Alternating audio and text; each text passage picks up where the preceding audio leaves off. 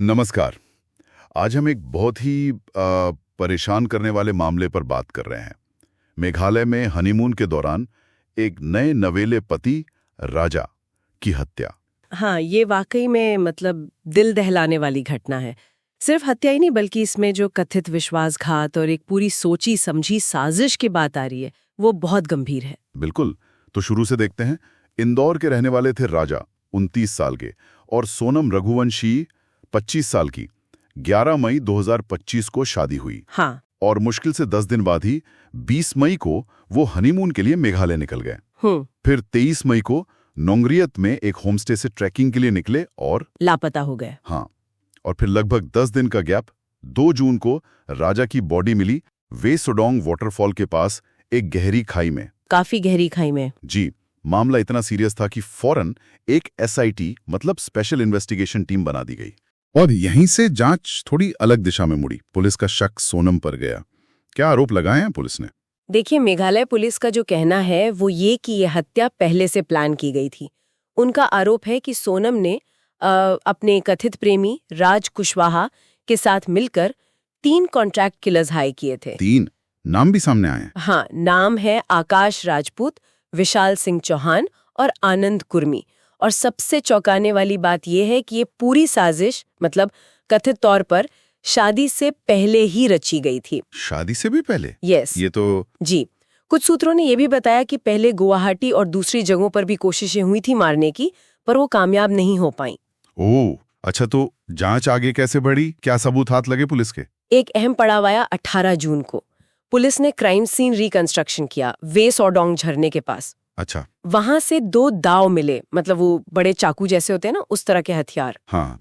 Forensic जांच हुई, उससे ये साफ हुआ कि राजा के शरीर पर जो घाव थे वो जानबूझकर मारने के इरादे से ही किए गए थे। और कोई गवाह वगैरह? एक गवाह का बयान है जिसके मुताबिक सोनम ने ही कथित तौर पर हमलावरों को इशारा किया था और फिर जैसे ही खून देखा वो वहां से भाग गई। ये तो बहुत ही संगीन आरोप है।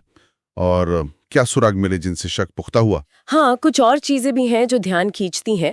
जैसे वारदात से ठीक पहले होमस्टे में सोनम ने अपना मंगलसूत्र और अंगूठी उतार कर रख दिए थे। अब ये इत्तेफाक था या सोचा समझा कदम, ये जांच का विषय है।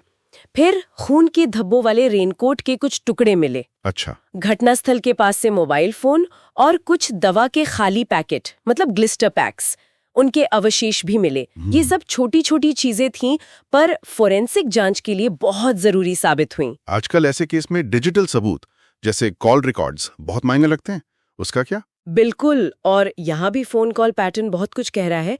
जांच में पता चला कि हत्या से ठीक पहले के दिनों में सोनम ने एक नंबर पर जो संजय वर्मा नाम से सेव था 119 बार कॉल की थी। 119 बार? हाँ, और पुलिस मान रही है कि ये नंबर राज कुशवाहा का ही था और इसी दौरान उसने अपने पति राजा को एक भी कॉल नहीं किया। एक भी नहीं? एक भी नहीं। तो ये पैटर्न एक छुपे हुए रिश्ते और किसी संभावित साजिश की तरफ साफ इशारा करता है ना? हाँ, ये तो है। अच्छा, तो फिर गिरफ्तारियां कब और कैसे हुई? सोनम ने तो 9 जून को यूपी के गाजीपुर में सरेंडर कर दिया था।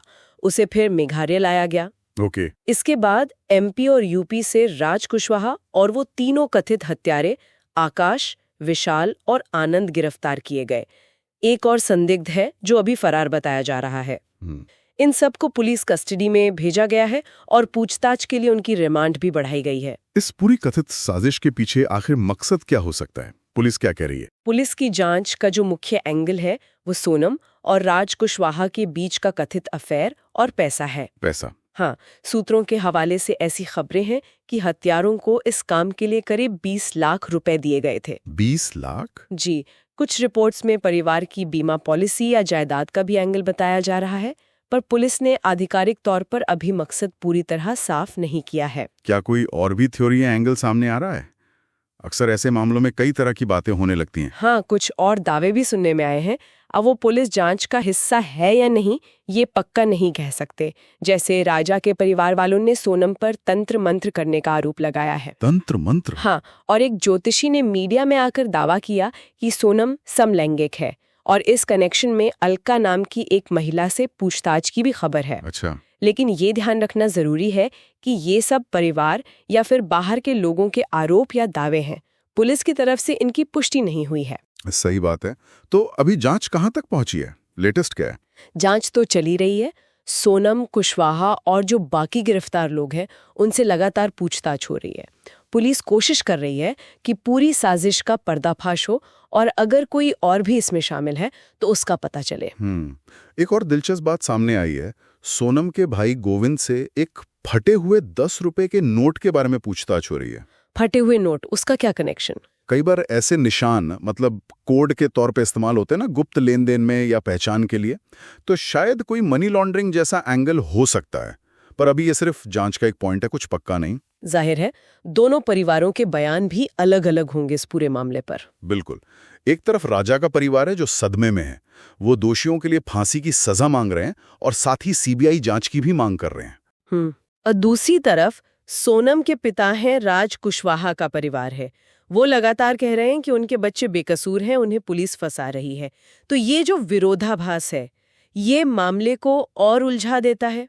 तो अगर हम अब तक की पूरी तस्वीर देखें तो ये एक बहुत ही सावधानी से प्लान की गई हत्या की साजिश जैसा मामला लग रहा है, जिसमें विश्वासघात है, भाड़े के हत्यारे हैं और शायद पैसों का लालच भी।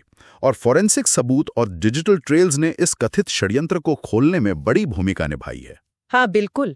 और श्रोताओं के लिए सोचने वाली बात यह है कि जब एक तरफ पुलिस जांच इस दिशा में जा रही हो और दूसरी तरफ परिवारों के इतने अलग और गंभीर आरोप हों, तो ये मामला रिश्तों के अंदर जो विश्वासघात या हताशा पनपती है उसके बारे में क्या दिखाता है, और हमारा जो न्याय का सिस्टम है वो ऐसी उलझी हुई पर्सनल सिचुएशंस और बाहरी दबावों के बीच सच तक कैसे पहुंच पाता है, ये एक बड़ा सवाल है।